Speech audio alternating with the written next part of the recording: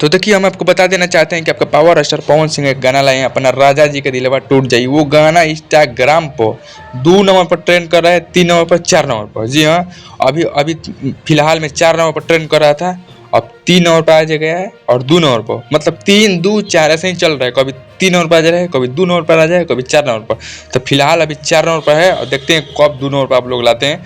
कभी 2 पर आ जाता है, कभी 3 पर, कभी 4 पर, लेकिन 4 से ऊपर नहीं बढ़ रहा है।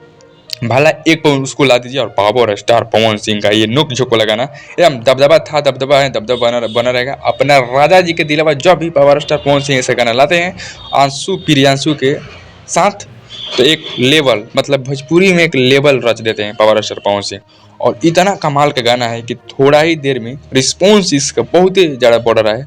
और आप लोग इतना प्यार दुलार दे रहे हैं कि इंस्टा या फेसबुक या ये आपके ट्विटर या यूट्यूब पर छाए हुए हैं आपका पावर स्टार पवन सिंह का गाना।